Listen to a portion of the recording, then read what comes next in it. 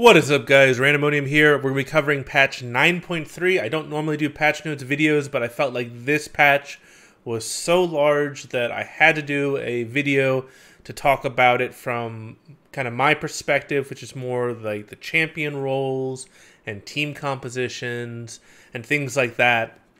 So I hope you guys like it. If you do, obviously, leave a comment, leave a like, all that kind of stuff. If you want more of these type of patch notes videos, let me know. I'm always trying to put out as much content as I can, but I've been working a ridiculous amount lately, so I have not been putting out videos, so I apologize. First up, Aatrox. So, Aatrox is getting an increase to his health regen, going up by 3, and then his health regen growth is going up by 0.5 per level. And then he's losing the healing versus non-champions on his E. And he's also losing the ability to do to have 2 stores of his dash. So now he only gains 1 use of his dash, but it's on a much lower cooldown. So the net benefit to this is that I think that it's going to wind up being a professional nerf to Aatrox, and it's going to be a solo queue buff to Aatrox, because I don't think, especially as you get like lower and lower in Elo, because I don't think that people in solo queue were making use of that healing versus non-champions like the pros were. So you probably would prefer to have just the flat health regen rather than having to gain your health back by hitting the minions. And I don't think a lot of people in solo queue were using double dashes effectively. So having the single dash but on a lower cooldown is probably going to be more useful for people, because a lot of times people were just wasting their double dashes and things like that. So it's kind of like preventing you from doing something stupid and, putting both of your dashes on cooldown for a long period of time. So I actually think this might actually be a solo queue buff, because it prevents you from doing stupid stuff with Aatrox. But it's definitely a nerf to competitive. I don't know if he's going to completely drop out of the meta. He's been playing a lot in jungle and mid as opposed to top lane in competitive. So it'd be interesting to see how this changes where he's at. I think he's still a little bit, surprisingly, I think he's a little bit weak as far as his scaling. I'd like to see him scale a little bit better, and if necessary, reduce his power in other areas, because I'd like him to be kind of more of a later game monster rather than kind of an early game powerhouse. For Kali, she got pretty gutted. So she also got a health regen buff, but it was just to her base health regen. She didn't gain a buff to her scaling health regen like Aatrox did. So that really hurts. And they removed her her healing on her Q, so that's why it hurts. So she got a buff to her health regen, but it doesn't compensate for the healing that she's losing on her Q when she's near max energy. So this is going to really hurt her laning phase. It's going to really hurt her ability to sustain. She's going to be much easier to punish in laning phase. But that's not the worst of it. The worst of it is they're removing the Twilight Shroud so that turrets can actually still see her. So that's a huge nerf, because that was definitely something that was very individual to Akali. That's where a lot of her power budget was, and they're taking that away. And also they're increasing the cooldown on Twilight Shroud at every rank except for first rank. So I thought this was going to happen eventually. There was no way that I thought that the having the ability to be invisible to towers could ever be balanced, especially around professional play. So if you guys have been wondering why I didn't specifically talk about how Akali's stealth differs from other champions' stealth in my Choose Your Own Champions video, I just kind of said Akali has stealth, and I just kind of left it like that. It's because I anticipated that this change would eventually happen, that they would have to remove this ability to be invisible to towers. So I'm glad they removed it. It was very hard to balance. I'm surprised it even made it out of like the testing phase, because they had to have known it was going to be horrible to balance, especially for professional play. So I'm glad that it's gone. it guts Akali right now, but I'm hoping that it will allow them to put power back into other areas of her kit. She does have a very interesting playstyle. Like, she's an assassin, but she actually does pretty well in extended team fights, unlike most other assassins. So I'm curious to see what happens with that. For Camille, they've removed the stun on non-champions. So her hook shot no longer will stun like jungle camps. So this is mainly a focus on jungle Camille, especially for professional play. Jungle Camille had a pretty high presence. So I think they're trying to make her go back to top lane, basically. They're trying to force her out of the jungle. Yeah, that's basically what they said. They said she's S tier jungle status, and it's very hard to balance her without causing her top lane to suffer. So we're trying to prioritize Camille top going forward. So yeah, that's exactly what they're doing. Camille's still a strong champion, still has a good win rate in top lane, so it's not like she's like a horrible champion. You can still play her top lane, but I definitely think that I'm definitely not going to be playing her in the jungle.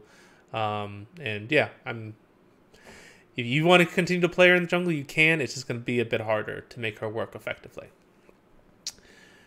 Cassiopeia, so they're still trying to nerf Cassiopeia for the Q-Max build that's gone up in popularity. So they're taking away some damage, some late game damage on the Q, but they're increasing the ability power ratio. They're upping the mana cost of the W, and they are dropping the late game damage of the W. So it looks like this is mainly focusing on mid to late game. So yeah, that incentivizes Cassiopeia to really kind of decide whether she wants to go more for the Emax build, which doesn't come on until late. It's more of a late game powerhouse, or go more of the Qmax build, which is more for early and mid game. So I think that's what they're trying to do. I think they're trying to give a clear trade-off where you can go two different builds depending on whether you want to have more late game scaling or more early game power. Though I guess eventually if you get to level 18, it doesn't really matter. You wind up with all the abilities of max anyway. But I think that's what they're going for. I don't know.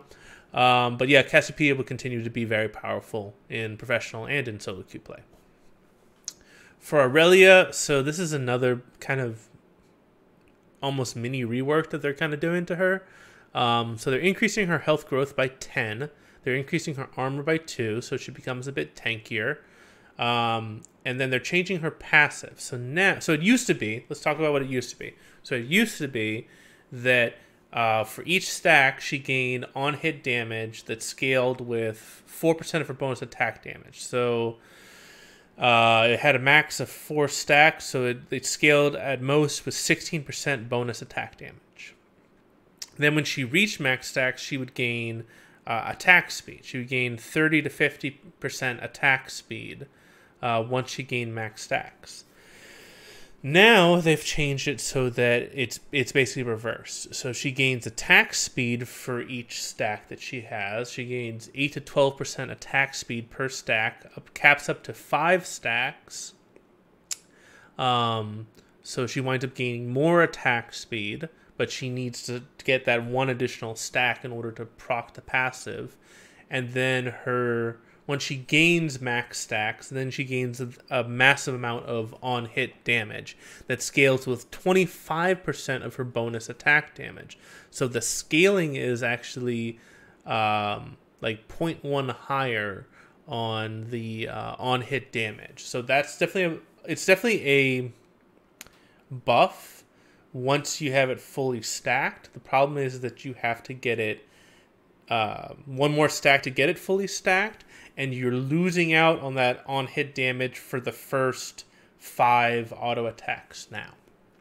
So this makes Irelia a lot better in really prolonged fights, and makes her worse in short trades.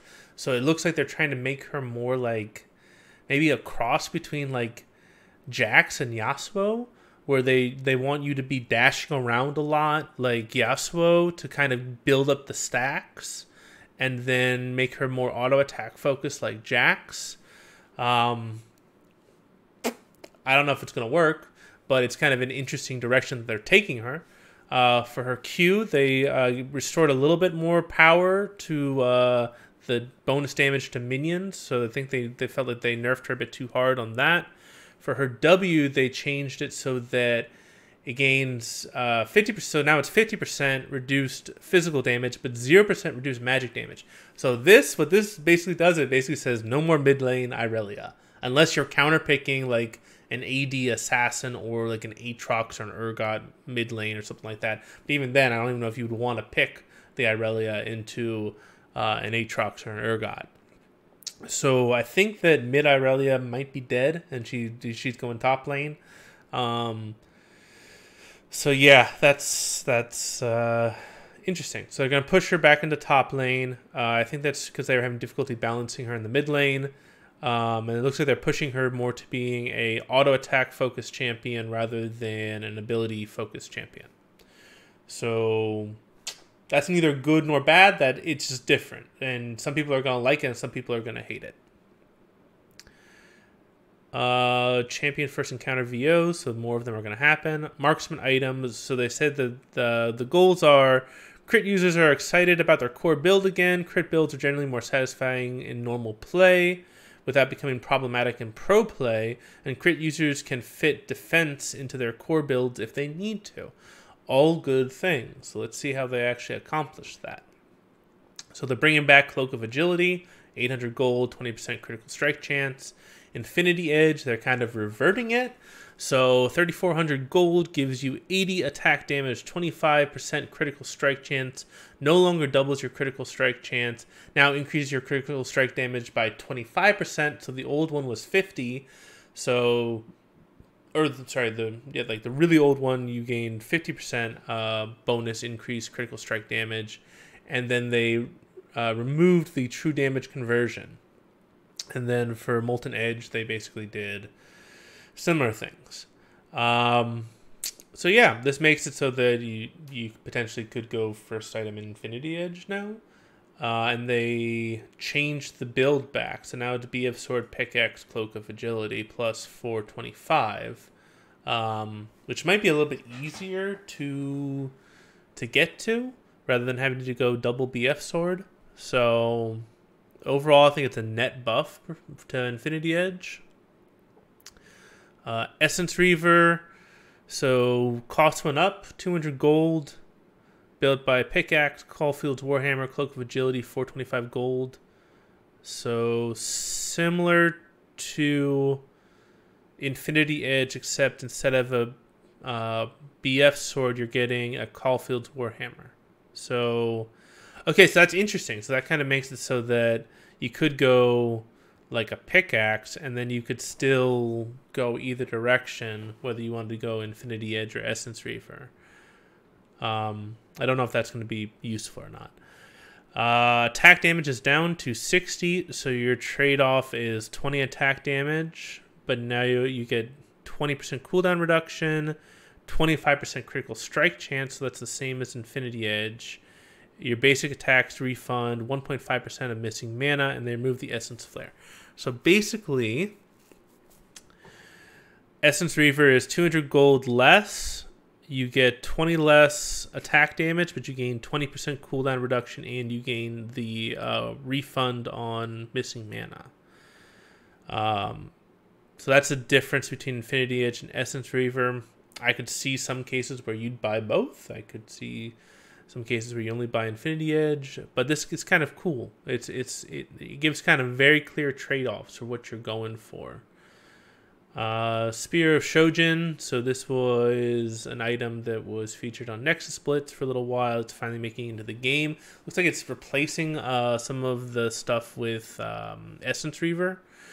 So BF Sword, Kindle Gem, Longsword, 950 gold. Ooh, that's a big combined cost. Attack damage is 60, health 250, cooldown reduction 20, and your next basic attack after casting your ultimate grants Awakened Dragon for 6 seconds, granting 50% attack speed, 20% basic ability cooldown refund on basic attack. Who my? There are a lot of bruisers who are going to love this item. Renekton, Riven, maybe a Jax, Irelia, Lots of skirmishers, lots of divers are going to really like this item. This is a nice item for a lot of these people because it gives them everything they want. They get some attack damage, they get some health, they get some cooldown reduction. Very nice. I think you're going to see this a lot, and you may even see people go towards this item instead of a black cleaver if the team doesn't have a lot of tanks that would be stacking armor. So my guess is that this item is going to be more favored against squishy team comps, and black cleaver will be more favored for tankier team comps. So again, it looks like they're trying to set up very clear build choices that both have pros and cons to each, and I actually really like that. All right, Stormraiser, so they completely changed it. So it's 300 gold more expensive now. It's BF sword, longsword, Crescillus shard, I think that's how you pronounce it, and 850 gold. Attack damage is down by 5, so now it's 55 attack damage. Attack speed is down by 10, down to 25% attack damage. Movement and basic attacks generate energized stacks. To 100 stacks, you deal 65 bonus magic damage on hit, and you slow the target. And then also, your other energized effects are 30% more effective and also slow their target by 40%, decaying over 1 second. So, what this does is it's going to... Stormraiser is no longer a first item. It would be like third, fourth, fifth item, potentially. And you would only want it in certain situations. It's not going to be like you always build this item.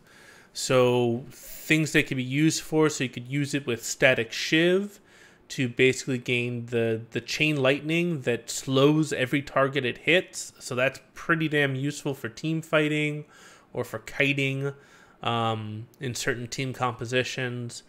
Or you could use it with Rapid Fire Cannon, so you gain even more damage on that empowered auto attack that has a range increase. So that's really good for poking and for sieging. So it could be very useful in certain team compositions, but I don't think it's terribly gold efficient. So I think that it's going to have very niche applications. For it. Phantom Dancer. So gold went down by 100. Dagger, Brawler's Glove, Zeal, 700 gold. Attack speed 30%, down from 45%. Critical strike chance down to 25%. Now gains a shield 240 to 600 based off of your level. So that's important, level. Because AD carries a lot of times, they're a little bit lower level than the solo laners and things like that. And still grants you unit pass through and 70% movement speed for 2 seconds after attacking a champion. But they removed the 12% damage reduction. So overall, I think this is actually a massive buff to Phantom Dancer, and it is super useful for those hyperscaling champions who are looking for something a little bit more defensive. Twitch, Kog'Maw, Jinx, Tristana, Caitlyn. I'm sure I'm missing one or two. But anybody who is like a heavy-duty auto attacker, who's kind of, really useful in protection comps, this is a great item. This is a great item for protect comps. You get this shield, and then you can add on some enchanter shields, and but potentially some items from a warden, Knight's Vow from a warden, or redemption dropping down. It's going to be very hard to kill the AD carry if they itemize defensively like this. So this definitely favors protect compositions and hyperscaling crit marksman. Chrysalis Shard cost drop, so this actually makes it more gold efficient, which is good because I think it was a very gold inefficient item originally. So that's a nice little drop in price. Zeal, 100 gold drop in price. Rapid Fire Cannon, 200 gold less. Critical strike chance is down by 5. That's good. Same with Runaan's Hurricane, 200 gold less. Critical strike chance down by 5. Makes sense. So it looks like they're making all of them are 25. So 25, 25, 25, 25, no crit chance on Stormraiser, and 25 for Essence Reaver. So that makes it really easy to get to 100% crit. So basically pick any 4 and you're at 100% crit, or if you're Yasuo, pick any 2 and you're at 100% crit. You're not going to be going over on crit anymore. So that's some nice quality of life changes. So let's see. Static Shiv gains more attack speed. So yeah, it needs a little bit of extra buff. So this is really cool. This is giving some really cool trade-offs for these Zeal items.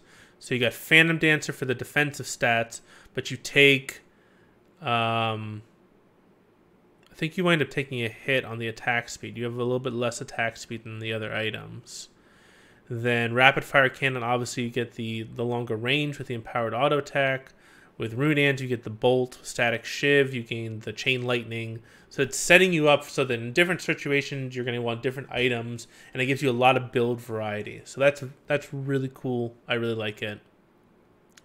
Last Whisper, looks like they're putting more power back into it. So cost goes up by 150 gold, but you gain 10 more attack damage, which is definitely a good trade, and your armor penetration goes from 10% to 20% total armor penetration. So this was to kind of counter, I think there's kind of to put power back into Last Whisper and Lord Dominic's Regard, and Mortal Reminder of those items, since you no longer have the crit damage, true damage conversion from Infinity Edge. So that makes sense. This also helps counter out potential tank meta, which could arise because it's looking like protection compositions are really freaking strong right now. And then attack damage for Lord Dominic's Regard and Mortal Reminder went up by 5. Build suggestions have been updated. Good. Let's move on to simple stuff. So Lysandra. So they increased her mana cost by 8 at max level. And earlier on, it's like really small. It's like level 2. It's only 2 mana, 4 mana, 6 mana. So it's like a 2 mana increase after rank 1. I don't think that's going to make any difference whatsoever. And then the damage on her E is dropping a little bit. And now the endpoint shows through terrain, fog of war, and brush to enemies within 600 range of it. Okay, cool. It's going to make it less... easy for her to sneak up on people. Not going to really change anything. Lysandra is still going to be really good in professional play. She might be like S tier. She's really good, and this is not gonna change anything. Sion, Q damage decreased, W cooldown increased early. So decimating smash. So it looks like it goes down by 10 for minimum damage, 30 for maximum damage. You're definitely going to feel this, though it is a total 80 scaling, I believe. So it's not as bad, but you're still going to feel it. I think that actually the W is going to make it a lot worse. That's a 4-second increase in cooldown at rank 1. But it may make it so that you may want to prioritize the W a bit sooner. So this is going to be kind of interesting. You're nerfing the ability that he typically maxes first, and then you're actually giving more of an incentive for him to put ranks into W, which, you know, Sion can kind of go any order he wants, but I think a lot of people would probably go W second. So that's interesting. It's going to be really interesting to see how this changes. I could see, like, you going different orders and different matchups. It could definitely give him a little bit more skill order variety, which is good. And I do think the Sion is really freaking powerful, especially in professional play. He's just, like, it's crazy. Late game, you see like a 5,000, 6,000 health Sion, and then he pops Gargoyle Stoneplate, and it's like, good luck. Good luck trying to kill him. It's just not going to happen. He's unkillable. In some games in professional play. And then Zyra, so it looks like they're nerfing her damage a little bit. I know Zyra's been tearing it up in solo queue. Haven't really seen her in professional play yet. So that's interesting that they decided to preemptively hit her. Minions and monster gold bounties. This is actually a really good change in my opinion. So basically what they noticed was that, like, let's say you die, you get back to lane, you catch like this massive wave. So let's say you die when your wave is pushing into tower, and then it bounces back while you're dead, and you come and you collect all that gold. Well, that's going to give you a bunch of gold, and the way that the system calculated your bounties, it was calculating how much gold from the minions you got, you know, since your last death. So if you catch this massive wave and it's bouncing back, you could wind up getting a bounty from CS just by catching the wave, even though you just died. And that could feel really freaking bad. That was one of the unintended side effects of the way that the bounty system changed. So I'm glad that they caught this, and they're changing it. So now the way it works is that they're going to factor in whether or not you have less minions and monster gold on the enemy team's average into whether or not you gain a bounty. So it's going to be less oppressive when you're behind, basically. So it's going to give you, basically make it easier to come back because you're not going to be punished for catching massive waves when you're behind, which is good. So very good change. It's a very subtle change. I don't think a lot of people are going to understand this change, but it's a really, really good change. So I hope you guys take a little bit of time to read that over and really understand what it means. Loading screen update. So now they're going to make it so that you can make it a little bit more interactive. So you can click on a champion's player's card, and then it will flip it over to show champion mastery, honor, ranked armor, border level, things like that. This is all cool. I'm glad that they're going to try and start making it so that, like, the loading screen is actually interactive. I hear that they're going to be putting chat in sometime soon, which would be cool to discuss strategy while you're in the loading screen. It'll be cool to kind of, you know, be able to do stuff. You'll still probably use some type of third-party app to, you know, check out if they're on a hot streak or a cold streak, things like that. But this is really overdue, the loading screen updates. Bug fixes. Yeah, don't really care that much about them. Skins, Heartpiercer Fiora and Heartbreaker Vi. Both cool. Both got chromas. I'm assuming that maybe one of these will be the next thing I get for the LPP program. We'll see. So yeah, so in synopsis, let's talk about how this is going to affect the meta. So what are we seeing? So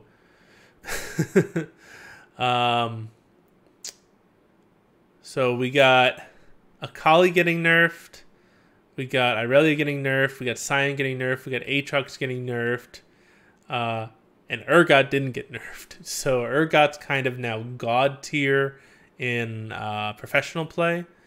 So yeah, I'm thinking that Urgot's going to be probably permabanned on red side, since blue side gets first pick. Red side is probably going to be forced to ban him in most games on 9.3 at the professional level, and you might want to ban him at solo queue level as well because he's going to be really freaking strong. We're taking away Akali and Irelia. So mid lane is going to free up a little bit more, and Aatrox might not be in the mid lane anymore. So that's going to be opening it up to more traditional mages. You might see Orianna, Syndra, those type of champions. Zoe is going to be, she's still strong and in the meta there. For jungle, it's only Camille that's really getting hit. Yeah,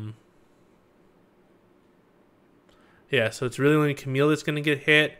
So you'll probably see, if you want to go an aggressive jungler, Xin Zhao, Lee Sin, Kha'Zix. Karthus is still out there, and he wasn't nerfed, so Karthus jungle is still a thing. And then, of course, the crit item changes is going to favor crit marksmen, so they're coming back into the meta. So your Caitlyn's, your Tristanas, your Xayah. Xayah was already in the meta a little bit. Twitch might come back. You might even see a Vayne every once in a while.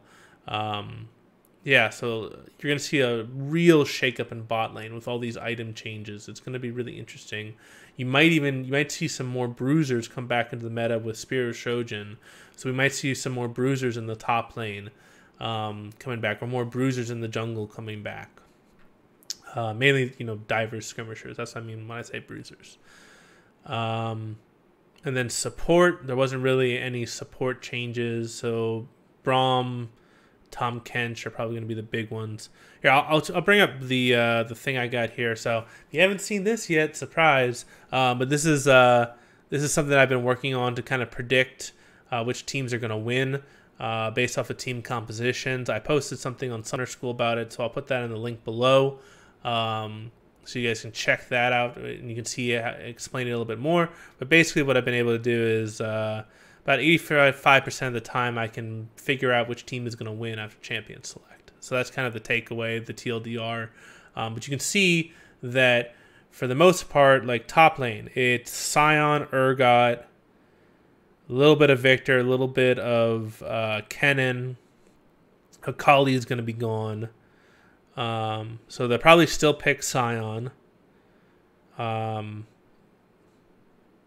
Urgot's going to be like permaban. So Victor and Kennen will potentially rise in priority. Jace is kind of making a comeback a little bit.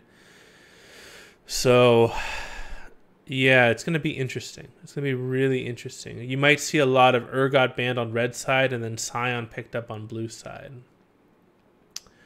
For jungle, no more Camille. So you can see Camille is in a lot of these games. So Camille's going away. Lee Sin will probably take her place a lot more. You see a little bit of Xin Zhao, Sejuani, Gragas, a little bit of Nocturne. The Redemption Olaf is coming in, so that'll still be a thing. So not that many changes in the jungle besides just Camille going away. And then, of course, Karthus. Karthus will still be there. Mid lane, Lissandra, like it's just Lissandra. She's everywhere. Same with Cassiopeia. There's a lot of Cassiopeia, a lot of Lissandra. They're still going to be there. LeBlanc is still hovering around in there. Galio's still in there.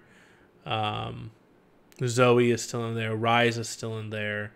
You might also start seeing some more supportive picks like the Zillion. You might even see Karma or Lulu come back in since the crit marksmen are getting buffed.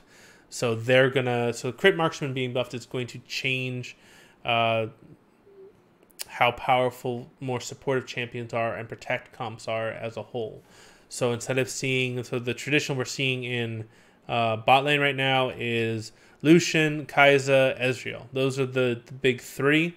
You're going to see a lot more crits marksmen.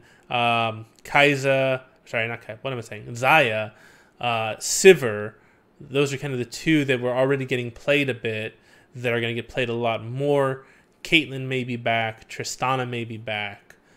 Twitch even may be back, depending on how the meta fully shakes out. And then for support, Tom Kench, Braum, Alistar, and then Thresh Morgana is pretty much it. You might see there's a little bit of Pyke. Rakan is obviously struggling a little bit after the changes. There's a little bit of Ornn.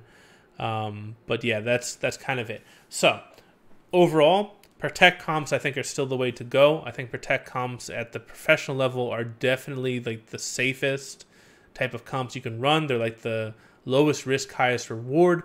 However, if you run a Protect comp, and I said this in my summer school post, if you run a Protect comp, you got to ban out Ezreal. That's like rule one. You have to ban out Ezreal because siege comps will counter a Protect comp. And then you also may want to ban out things like Karthus, Zoe, Sion, Urgot, those type of champions that make it like near impossible to get to their backline, get to the Ezreal, things like that. So those are my thoughts. Protect comps are going to get a lot stronger, especially with a lot of the nerfs to those diving champions like the Irelias and the Akalis and the Camilles. So yeah, it's going to be interesting to see what happens in 9.3. Massive meta shakeup, especially in the bot lane coming. It's going to be exciting, especially with how weak some of the champions have been in other lanes. I think we're going back to being a more bot lane dominated meta. So that's going to be interesting. I know some people are going to hate it. Some people are going to love it, but that's what it is. Hope you guys like this. If you do, give it a thumbs up, leave a comment. I do plan on doing a video on this Excel spreadsheet on the team compositions and how I'm able to predict stuff. So I will do that in the future. I want to get a little bit more data before I actually start really kind of delving deep into how I make these type of predictions. But we'll get there eventually, maybe 1 or 2 more weeks worth of data, and I'll feel confident enough to do a really nice video on it. So if you want that, definitely let me know as well. But anyway, hope you guys have a fantastic day. This is Randomonium signing off.